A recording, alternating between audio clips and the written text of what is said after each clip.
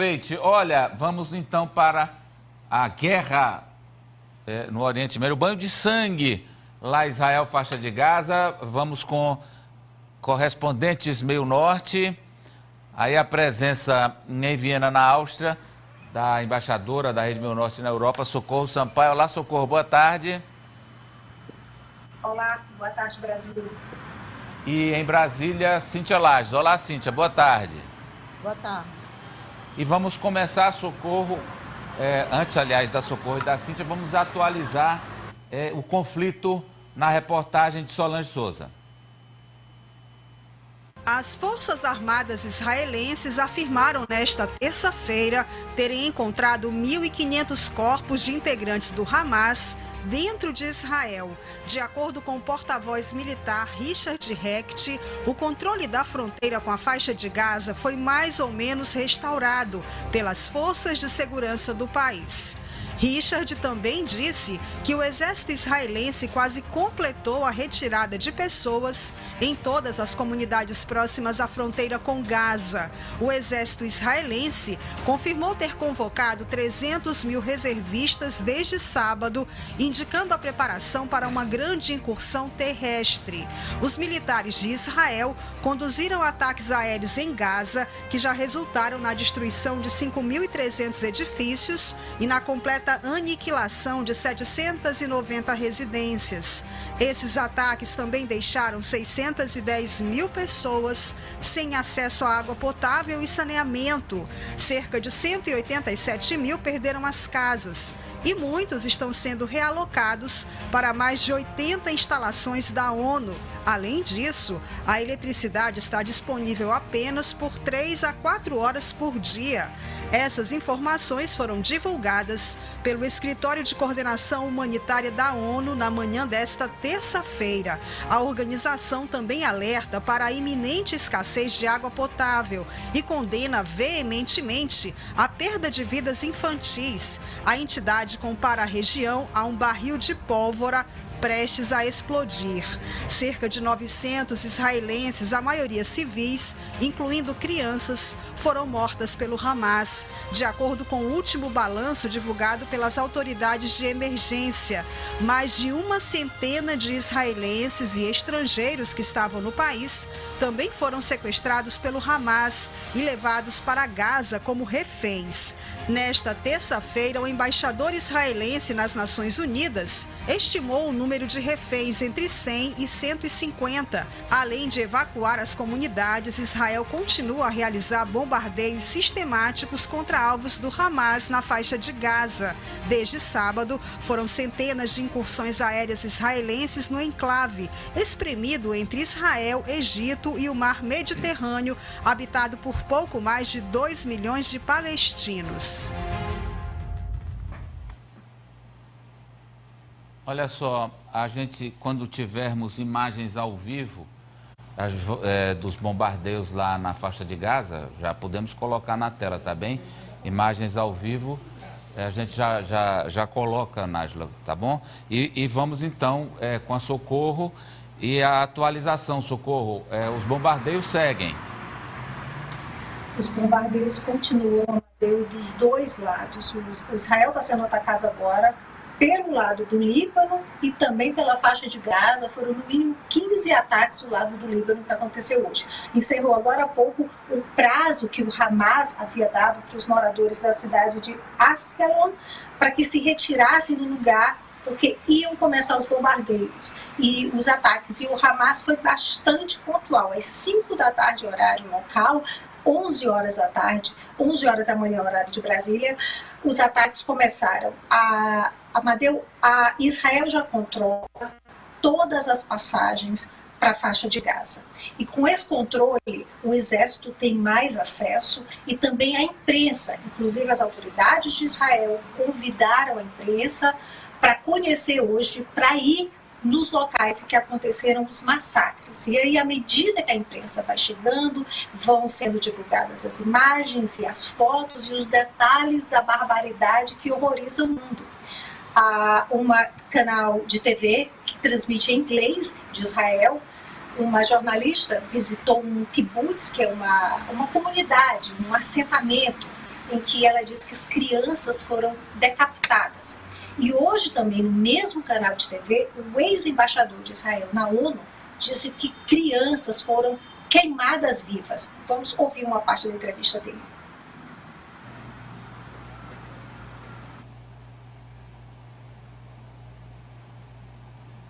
Vamos lá com o ex-embaixador de Israel, que está denunciando que o Hamas queimou crianças vivas nesse ataque. Vamos lá. Nós sabemos que estamos lidando com o Estado Islâmico, com militantes bárbaros. Não esperávamos os ataques, não esperávamos a brutalidade. Você pode lutar, mas vir para a nossa comunidade, tirar crianças de casa, amarrá-las e queimá-las vivas, foi isso que eles fizeram, aqueles bárbaros. E isso vai além da imaginação, pois nem o Estado Islâmico fez isso com crianças.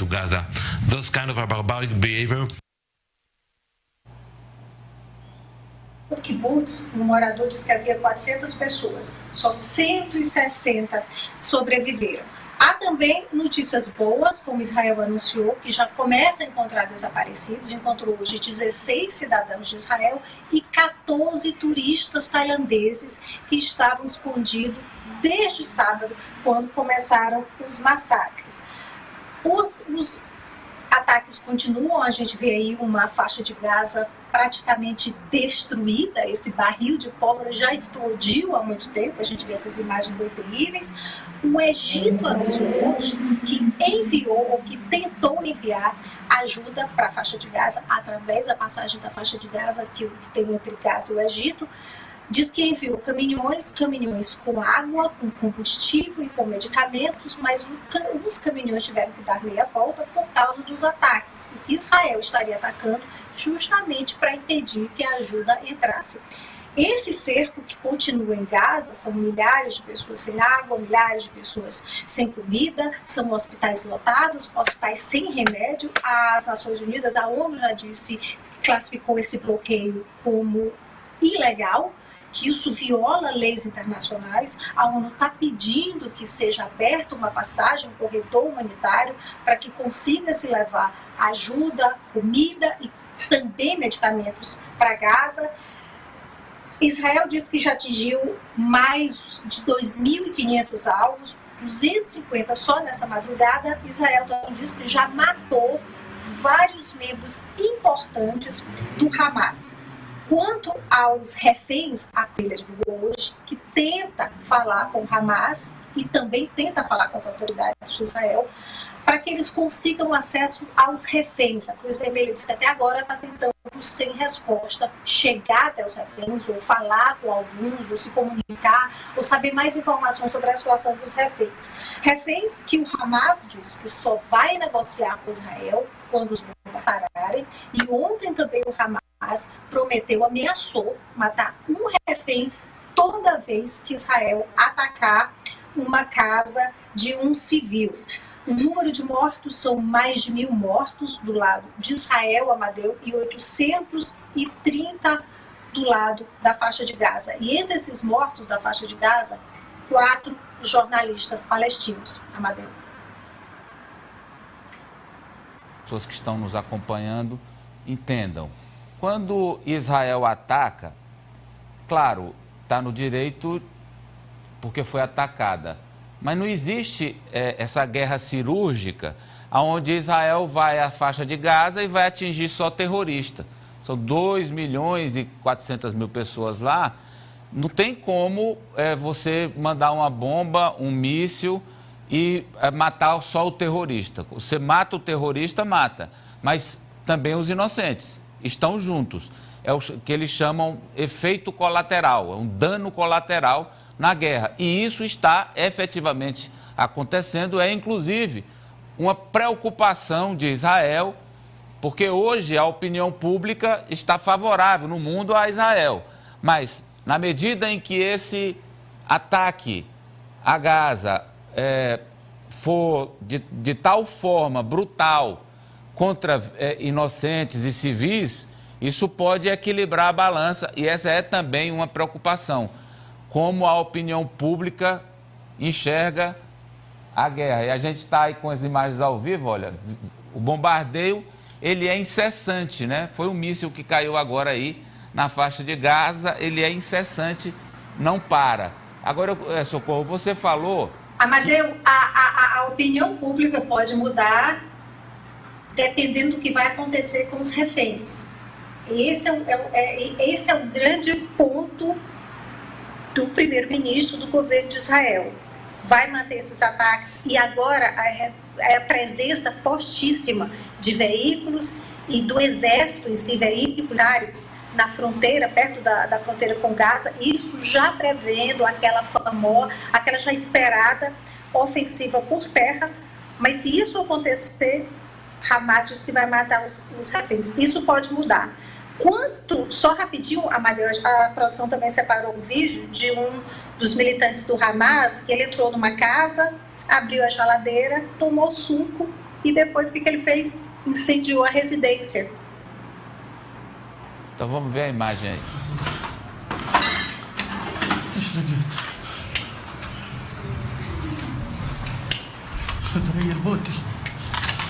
Aí estão as imagens de um militante do Hamas, um terrorista que invadiu aí Israel, entrou numa residência e tomou o suco e olha aí, ele pega o suco na geladeira e depois ateia fogo à casa. Socorro, você tinha me falado, para a gente fechar aí essa primeira participação sua, você tinha me falado que há outras cidades ameaçadas pelo Hamas em Israel. Por enquanto, só o Hamas ataca Israel. Não há ainda qualquer manifestação do Hezbollah, é isso, né? Não, do Hezbollah não, mas desde ontem a gente falou aqui que esses ataques que aconteceram pelo sul do Líbano foram da Jihad Islâmica, desse grupo menor que também apoia o Hamas, e eles atacaram pelo Líbano. Ok. Hezbollah não. Hezbollah não. Vamos agora acionar a Cíntia em Brasília, porque a gente tem, Cíntia, a informação do brasileiro que foi encontrado morto. O presidente Lula se solidarizou com a família e o primeiro avião com repatriados que já deve retornar em instantes, já retornou. Por favor, nos atualize. Boa tarde, já são 2 brasileiros mortos, um deles, a confirmação oficial, já veio do Ministério das Relações Exteriores. Ele tinha 24 anos de idade, é o Hanani Gleiser, um jovem que estava naquela rave que foi atacada, foi alvo daqueles ataques no último dia 7. Aí a gente tem as imagens dele, é um brasileiro que sonhava em ser DJ e que hoje trabalhava como entregador. Ele chegou a prestar serviço militar obrigatório em Israel e ele estava com a namorada dele. A namorada conseguiu se salvar e ele, infelizmente, morreu. A confirmação ainda ontem pela família, mas hoje já o governo brasileiro confirmou a morte do Hanani. E agora, no final da manhã, foi confirmada também a morte da Bruna Valeano. Ela também tinha 24 anos de idade, também estava nessa rave, morava em Israel, uma brasileira que também morava lá em Israel. Tem uma terceira pessoa desaparecida dessa rave. Aí as fotos dessa brasileira, uma jovem também de 24 anos, coincidentemente a mesma idade do Hanani, e ambos morreram nessa festa. Universo Paralelo era o nome da festa, e estavam lá nesse dia e infelizmente não conseguiram sobreviver. Inclusive o Hanani, ele chegou a ficar no bunker, ele foi levado para esse local que são aqueles abrigos que são construídos. Toda casa em Israel tem esse abrigo. Se você mora num prédio, não tem um quarto que pode ser feito de bunker, mas tem no prédio, tem um espaço específico para onde as pessoas correm quando soam as sirenes. E ele publicou esse vídeo, foi a última publicação dele na rede social. A gente tem, inclusive, esse vídeo dele. No meio da rave, a gente parou num bunker, começou uma guerra em Israel. Pelo menos a gente tá no agora seguro, vamos esperar dar uma baixada nisso. Mas, cara, foi cena de filme agora, a gente correndo quilômetros pra achar um lugar pra se esconder, velho.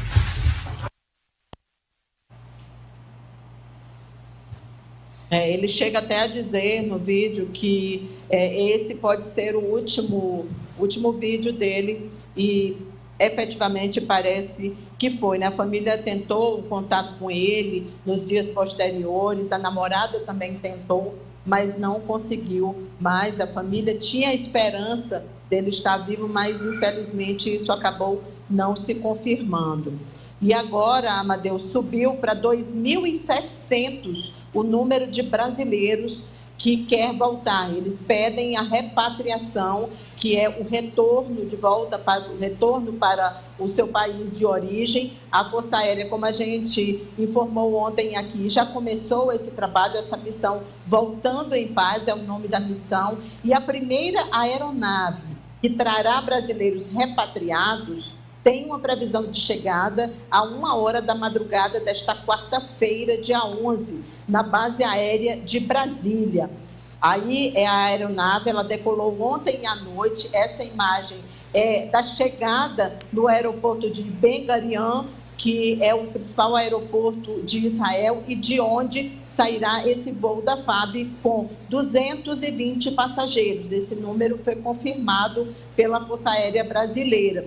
E essa aeronave será, portanto, a primeira a decolar de Israel, trazendo de volta os brasileiros que preencheram aquele formulário. As prioridades, como nós também já informamos, são aqueles brasileiros que vivem no Brasil. Temos aí as imagens, né, dos brasileiros lá no aeroporto. Temos imagens, né, dos brasileiros.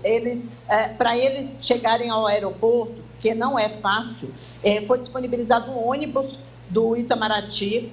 Esse ônibus estava localizado em um determinado ponto. Aí a gente vê as fotos que foram divulgadas também pelo Itamaraty agora há pouco, mostrando a lista com os nomes dos passageiros. Imagina a felicidade as pessoas quando veem que o nome delas estava na lista, né, que eles conseguiram se encaixar nessa prioridade. Olha a quantidade de gente no aeroporto nesse momento. A gente viu ali uma mulher, uma passageira com a bandeira brasileira. Aquele momento da mulher com a bandeira já é na fila do check-in. Essa aeronave deveria ter partido às 11h da manhã, mas como está muito tumulto, e hoje pela manhã teve bombardeios próximos desse aeroporto, inclusive, Amadeu, tem imagens das redes sociais dos passageiros correndo, não os brasileiros, mas outros passageiros que estavam na pista para pegar o voo, tiveram que sair de lá. E aí tudo acaba atrasando um pouco. Então, é até provável que também atrase essa previsão de chegada na base aérea por volta da madrugada, Amadeu. Inclusive,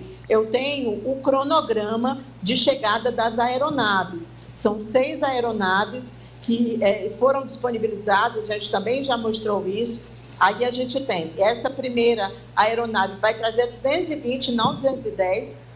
Esse é o cronograma, então acabou vindo mais gente, né? Pousando em Brasília na quarta, dia 11. Depois a gente tem um segundo voo que vai pousar no Rio de Janeiro e chega na noite de quinta-feira, dia 12, também trazendo 210 passageiros. Em seguida a gente tem um avião menor com 60 passageiros, destino final Guarulhos, mas com uma escala em Recife que chega na manhã de quarta-feira. Em seguida a gente vão de volta esses 2 voos, esses aviões, aeronaves maiores, que são os KCs, vão para pegar mais brasileiros. Trarão 420 brasileiros chegando no Rio de Janeiro na noite de sexta, dia 13, e depois no sábado, dia 14. Os 2 últimos voos que estão neste cronograma.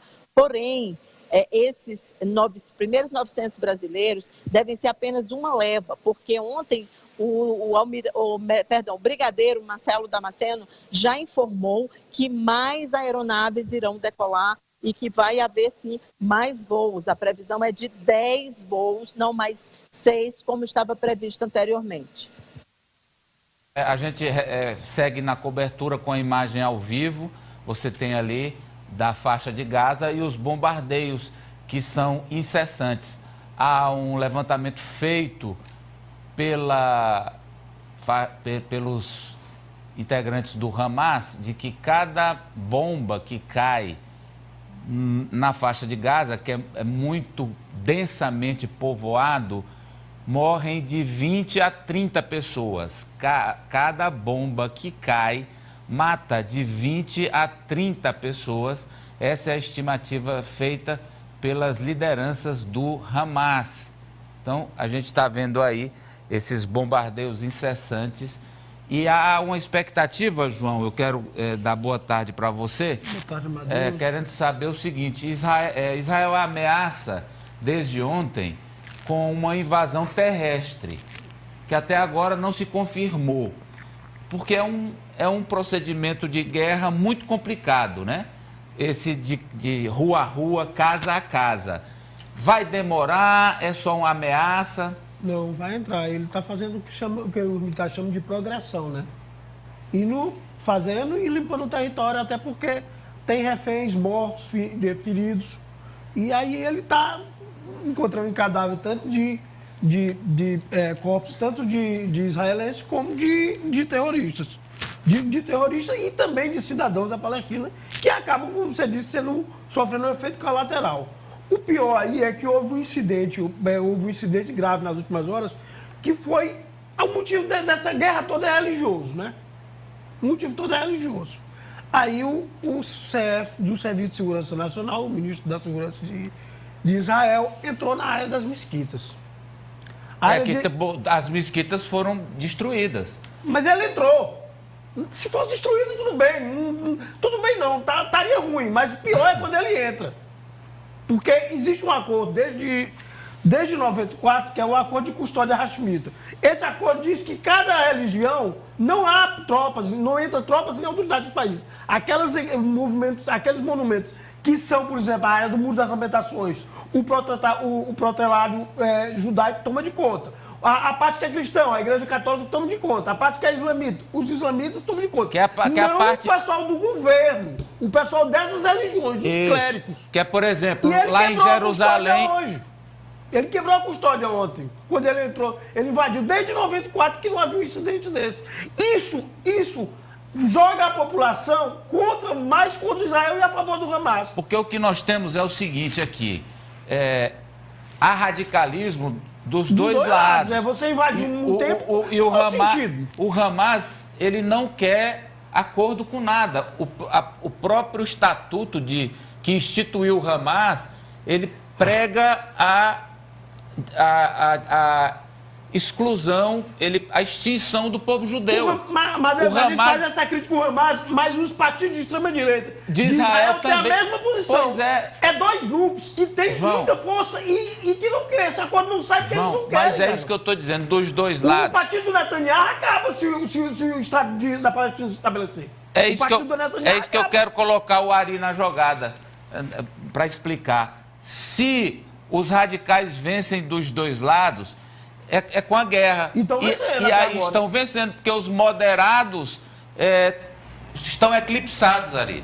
Lembrando que o governo do Benjamin Netanyahu, ele é um governo de extrema-direita, porque ele colocou nomes da extrema-direita em pastas-chave. A partir desses ministros, aumentou o cerco à faixa de Gaza, as restrições, a Cisjordânia também, o número de assentamentos de colonos judeus também aumentou. Então, aquela que já é considerada a maior prisão a céu aberto do mundo, que é a faixa de Gaza, passou a sentir mais duramente a sua vida piorar. Agora, Amadeu, eu queria chamar a atenção para um aspecto que mostra como este fenômeno extrema-direita, extrema-esquerda, ele contamina o mundo inteiro. Você vê, a gente sabe que há consequências para o Brasil, aumento do preço do petróleo, que pode impactar na nossa inflação, aumento do dólar, sim.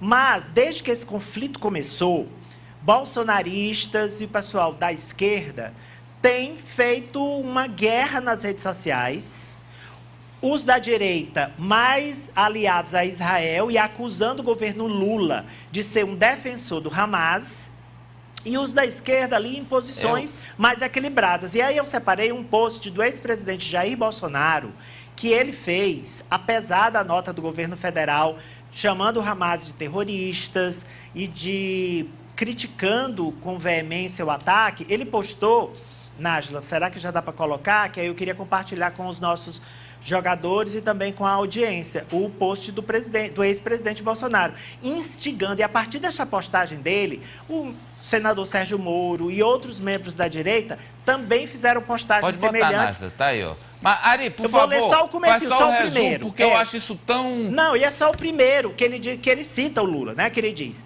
pelo respeito e admiração ao povo de Israel, repudia o ataque terrorista feito pelo Hamas, vírgula. Aí ele diz, grupo terrorista que parabenizou Lula quando o TSE o anunciou vencedor das eleições de 2022. Ou seja, a extrema-direita brasileira está tentando se apropriar da guerra para fomentar, mais uma vez, discurso de ódio e aumentar a polarização no Brasil.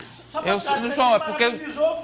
Foi o governo da Palestina na parte da Cisjordânia que é ocupado pelo Fatah e não pelo Hamas. Né? Mas olha, eu sinceramente, eu acho que a gente já tem tanto problema aqui no Brasil que agora a gente vai importar guerra, importar intolerância de guerra aqui, de palestino com israelense. Mas pelo amor de Deus... Foi assim com Rússia e Ucrânia, eles também fizeram o mesmo uso político. Mas pelo amor de Deus, minha gente, não. Apoliana, por favor. Amadeu, eu acho que o mais ruim disso tudo é que lá na população a maioria das pessoas quer paz, elas são essas pessoas moderadas que vocês estavam falando agora há pouco. E essa guerra ideológica, religiosa, é uma utopia que a gente traz para a realidade um conflito armado, mas que as pessoas estão sofrendo, os palestinos talvez até mais do que os israelenses ao longo dos últimos anos, ao longo da história. E a gente não vê o esforço dos líderes mundiais, de fato, para que desde lá no comecinho, quando esse conflito começou, na década de 60, né, mais acalorado, mais bélico, não vê o esforço de fato. E agora a gente já vê Israel conflituando com a própria ONU, a Organização das Nações Unidas não tem uma força de fato para tentar debelar esse tipo de conflito. As organizações internacionais estão enfraquecidas nesse contexto mundial geopolítico, então é muito triste em que a gente vá ver mais mortes, mais danos colaterais, porque são os civis de fato que estão sofrendo com essa guerra. E sobre a posição brasileira, quem está conduzindo é o Itamaraty, é a diplomacia brasileira que está dando as posições. E quando o Lula se manifestou, ele chamou 2 vezes no texto, a Cíntia trouxe aqui ontem, terrorismo, 2 vezes. No tweet dele. Fala, França. Amadeu, não me impressiona essa desonestidade no discurso de determinados políticos em relação a essa guerra entre Israel e Hamas. Ao que parece, são pessoas que não estão preocupadas com os inocentes que estão morrendo constantemente. A gente, inclusive, vê pelas imagens ao vivo que os bombardeios acontecem a todo momento e que querem apenas captar um capital político, um fortalecimento no seu país com esse discurso extremista, e é algo que não é apenas em âmbito brasileiro. Ontem aconteceu o segundo debate entre os candidatos à presidência da República da Argentina, e essa questão da guerra entre Israel e o grupo terrorista Hamas foi muito debatida, e tanto os candidatos de direita quanto o Milei, que é aquele lunático, tentando usar dessa guerra para conquistar um capital político. Mas em relação a esse conflito, o que nós observamos é uma escalada cada vez maior, inclusive com Israel ali atacando